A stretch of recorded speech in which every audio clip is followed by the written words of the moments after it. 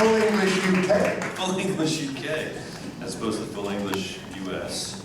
So, tell us about the next song. Sure. Wes, you know that, that in the 90s, I was briefly in a band. Not briefly. I don't know why I said briefly. It was the whole. Because you're embarrassed the about whole it? of the 90s. That was called Chisel. Yeah. And there was a thanks. You know, there was an Australian band called Cold Chisel. And there's now a kind of new oi band, the new wave of close shave in the UK. Noi? Called The Chisel. But back in the 90s, we actually considered changing our name to Chisel US because Cold Chisel was still very active, and they were like, look, I don't want to disparage any Australians or fans of Cold Chisel here, but they were a little bit like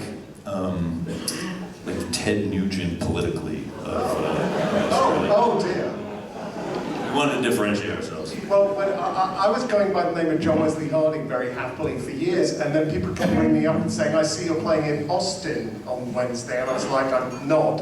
And they said, well, there's John Wesley, there's this guy called John Wesley, and I was like... The guy who founded the Anglican Church? No, that's the guy named after.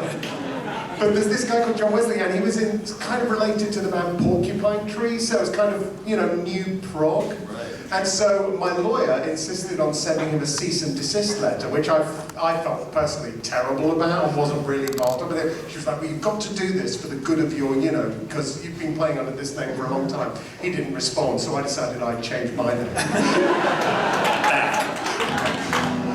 That's like when U2 did Helter Skelter, and they said, Charles Manson stole this song from the Beatles.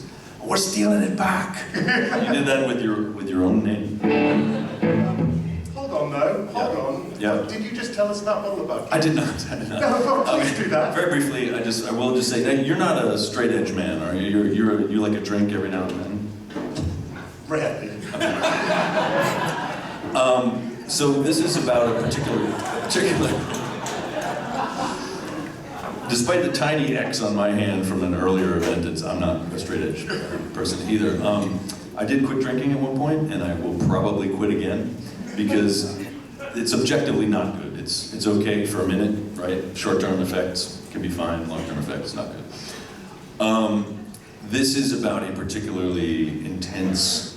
It's not about this kind of booze is the narrative touchstone. It's the entree into the narrative, which is actually the aperitif. Thank you. As opposed to the aperitif, Yeah. which will be the next song.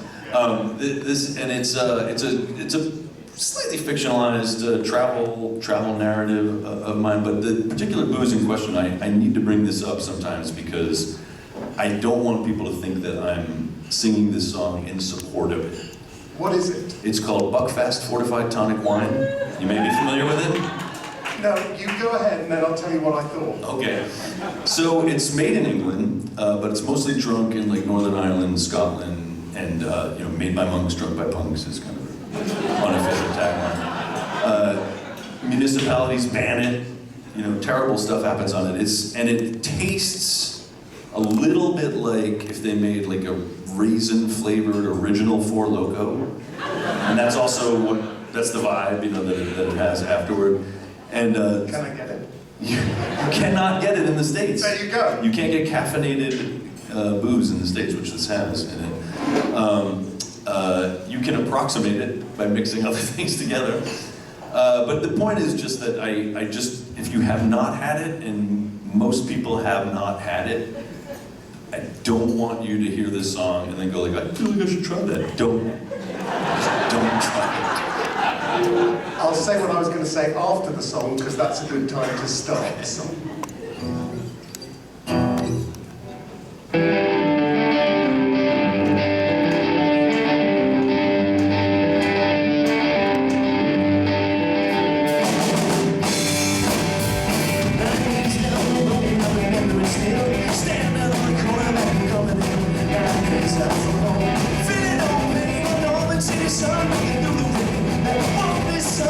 Shut it on